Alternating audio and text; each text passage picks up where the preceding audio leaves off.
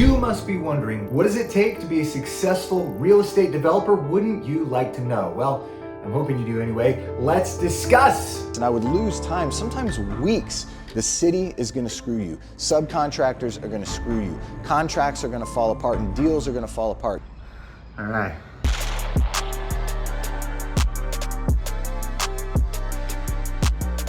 Welcome back to Brian Bandas Builds a Business, where we build buildings, we build our businesses, and we build better versions of ourselves. A lot of B sounds. This week I want to talk to you about what I see as the 5 key sort of personality traits or characteristics of someone who is successful as a real estate developer. Are these the only important character traits? Certainly not. Do you have to have all of these traits naturally to be successful? I don't think so. I would say that some of them are probably easier to develop or improve than others. Some of them might come naturally, some of them don't. I don't think that you have to naturally have all of these in order to be successful, although I do think it helps to have these.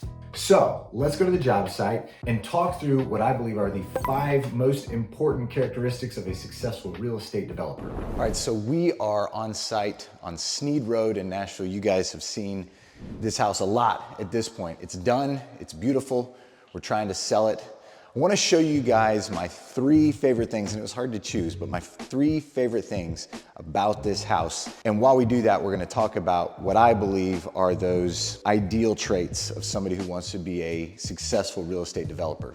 So let's start here. This giant cabinet is psych. It's the entrance to your pantry, and this thing is banging. Check this out. You gotta love it. So the first trait, in my opinion, and it's first because I think it's most important to being successful in real estate development, is emotional intelligence. More specifically, I'm talking about the ability to relate to other people and relate to situations in a healthy way. This whole business is relationships. I've got investor relationships, builder relationships, lender relationships. If, like me, you are your own general contractor, then you've got numerous subcontractor relationships and relationships with people at the city. The list of people that you are interacting with and that, frankly, your success and livelihood is tied to is very long, which means I'm vulnerable to someone else making a mistake that then costs me money or time or both, that affects my sanity and my happiness. And if I don't have that emotional intelligence, then I'm likely to overreact or to react in an unhealthy way, in a way that potentially harms that relationship and even harms my future business. So I don't know that this is totally unique to real estate development. It's probably something that's highly, highly relevant to anybody who's building their own business. I know that some businesses are more interpersonal than others, and this one is highly interpersonal. In fact, those of you who have checked out the Deal Architect course know that a huge portion of it is talking about finding and building these crucial relationships with team members. I couldn't do what I do without great relationships with investors, builders, and lenders, and so on. So number 1 is emotional intelligence. Do you have the ability to navigate difficult and frustrating situations, difficult and frustrating, conversations with other people? How do you handle it when they're wrong or they make a mistake that you know costs you money? How do you handle that interaction in a way that still allows you to work with someone successfully and move forward successfully? The second trait that I think is highly, highly relevant is patience. Now, the reason I say patience, and you guys have heard me talk about this a lot on my channel, is that this is the long game. Even individual deals take a long time to play out, and building this type of business is not a get-rich-quick situation. It's a long process of slowly learning, slowly bringing in more investors, slowly finding more deal sources. That's not something you pull off in a week or a month. And so because, in my opinion, pretty much every aspect of this is what I always call a long game, you've got to have patience. You have to be willing and able to let things play out. From the time that I find what I think is a deal, to doing due diligence, contracting it, closing, getting permits done, bringing in the financing, getting a loan closed, then building the project, then getting it prepped for sale, getting it on the market and closing, you're talking about probably a year and a half, sometimes more, depending on the size of the project, from me finding what I think is a deal and actually getting a paycheck and money that goes into my account. Which, side note, is why we talk so much about cash flow management, because I've got to be able to pay for a project for a year and a half before it ever pays me. So that is trait number 2. the ability to have a very mature patience. All right, the next thing I absolutely love on this property is this awesome back porch. Let's check it out. We've got a killer outdoor kitchen. We've got heaters built into the ceiling. So it's February right now, but I can come pop those on. They're pretty stout. They give off a lot of heat and I can chill out here. We've got a gas-powered fireplace and we've got remote-controlled screens. So in the summer here in Tennessee, it can get a little muggy. You can have some mosquito issues. Not here. Click that remote, screens are coming down. The idea is that we've got almost a true four-season back porch here, and I'll be honest with you, I wish it was mine. So the next trait that I think is crucial, trait number 3, is decisiveness. Now this is something that I would say I learned the hard way. This used to be a real weakness of mine, particularly when I started building. There was so much indecisiveness and I would lose time, sometimes weeks, trying to decide if this is the best material or which bid I should take. And the truth is, whatever money I would have saved by selecting the perfect bid was lost by taking 3 weeks to make a decision. I've gotten much better at going, hey, just deciding something today is productive and is probably gonna save me money. Boom, I'm gonna make the best decision I can and I'm gonna roll. And that frees you up later on, right? Let's say later on I realize, man, I think that I chose choice A and choice B might have been a little better. I can then say, you know what? I moved quickly. I didn't have time to hem and haw. I was decisive and I have decided that I value decisiveness. And if on occasion I make a slightly inferior decision because the information I have points me one direction, I'm okay with that. It's still long-term better than being chronically indecisive. That is extremely costly. Now there's always a balance, right? I don't mean be so decisive that you don't do your due diligence. You've got to do that. But once you've gathered all the information that you can possibly gather, be as decisive as you can. Gather the information. If it's a really huge decision, talk to some wise people around you, right? Wise counsel they talk about, and then make a decision and roll with it and stand by your decision with confidence. Not confidence that, hey, I never make a bad decision. Confidence that I'm decisive and I'm willing to live with the consequences. Hey, quick pause in our video to say 2 things. First of all, if you're getting some out of this, I usually ask at the end, but I wanted to ask you guys now, if you're not subscribed and you're interested in expanding A, your business in general, or B, your real estate investing or development business, then click that little subscribe button and join us on this journey as we expand our ability to invest successfully in real estate and expand our ability to build our businesses in general. Secondly, for those of you who are really serious about developing real estate, I've got a course, devleoper.org. You can go check it out. I will say it is not for everyone, but for somebody who's really serious about learning to develop, it's definitely for you. I don't think there's a better resource out there. It is specifically for those wanting to develop residential real estate. It is not about land entitlement. And I had somebody buy the course and then eventually ask for a refund.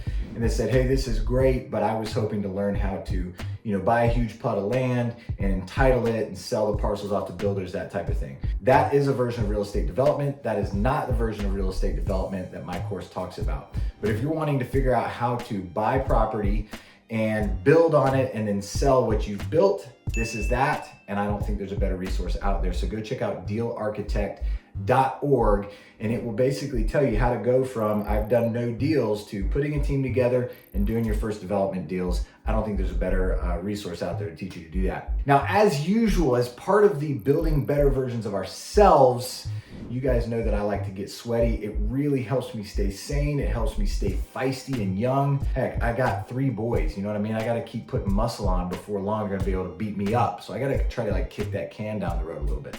So let's go get sweaty and then we'll go back to the job site and talk about real estate development a little more.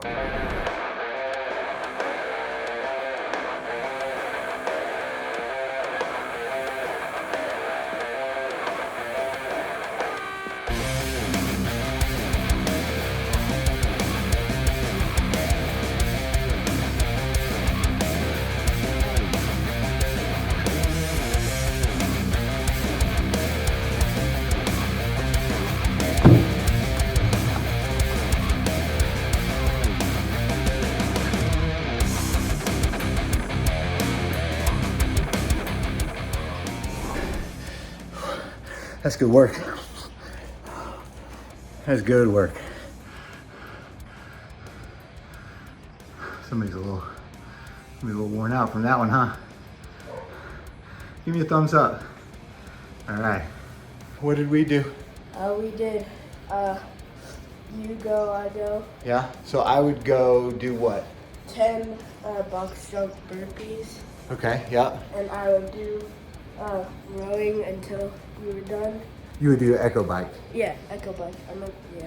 You did rowing while I did 10 burpees. And then what did you do? 10 burpee. Oh yeah, that's what you said. My brain, I still am not getting blood flow to my brain. I'm tired. Good job, bud. All right, hey, now that we have taken care of our soul a little bit, not to mention our body, let's get back to developing real estate. Another truly crucial characteristic of somebody who's gonna be successful in this field is resilience. Now, I've talked about that a lot because unfortunately, it has become highly relevant to my story. But the truth is, that's just not gonna be unique to me, okay? The city is gonna screw you. Subcontractors are gonna screw you. Contracts are gonna fall apart and deals are gonna fall apart. You're gonna have deals where you make less than you thought or even lose money when you thought you would be profitable. You're gonna have people disappear on you, ghost you, not follow through on what they said. You're gonna have investors get frustrated at you or not show you patience. You're gonna have people not treat you right. All of these are just part of the business. They're not fun, but I don't know that you can build a company and totally avoid these difficulties. So resilience, I think, is probably relevant to anybody who's an entrepreneur and trying to build something, trying to do something challenging and put themselves out there in that way. And I've seen firsthand how supremely relevant it is to real estate development and to building. The fact is, there are so many moving parts and so many people and entities that are out of my control. There is simply no way to go through this and to build this without things going wrong in ways that are painful and frustrating. And I have to have the resilience to look at that and go, that's part of the game. I signed up for this and I have the strength to keep rolling. It was really hard to choose my third favorite thing. And I don't know if this is it, but it sure looks good. And that is the master shower. That is a beast. Look at that thing. You can really tell the scale on here. That's like 12 to 14 feet across. I mean, I have architectural plans. I guess I could just look, but either way, it's big. Both sides have the regular shower and the rain head. And over here, we've got the little wand. I honestly want to just like lay down in this thing. And then after my shower, I can grab my romance novel and get a bubble bath going, so. All right, runner up, the wine cellar.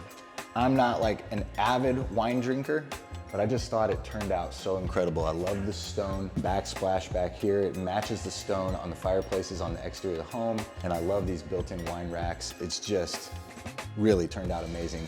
It's got this beautiful luxury glass door, and it is cooled inside, so you can basically refrigerate it to whatever temperature you want. All right, guys, so the last trait that I think is highly valuable if you want to be a successful real estate developer is a trait of being what I would call visionary.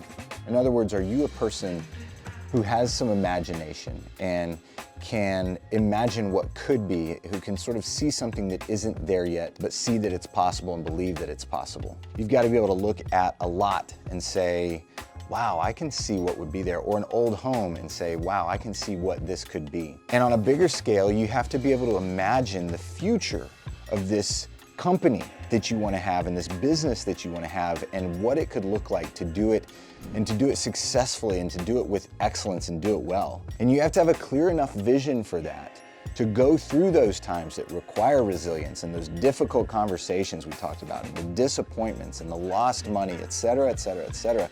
The challenges, the list of challenges is long. And being someone who is at least somewhat visionary, in those moments, you can still see that future that you can imagine what could be and keep moving toward that. Now, I think most of these traits can be worked on. In my opinion, emotional intelligence can be learned and improved.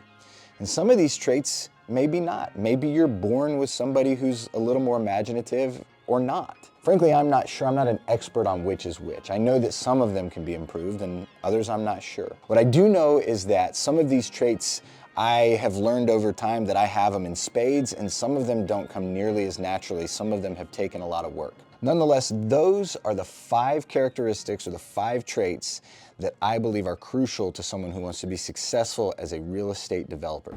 Guys, that's what I've got, and I really hope that's helpful to you. What I'd love to hear from you is, what would you add to that list? What, in your opinion, is an important characteristic or personality trait, maybe an important piece of someone's character that you would add to the list?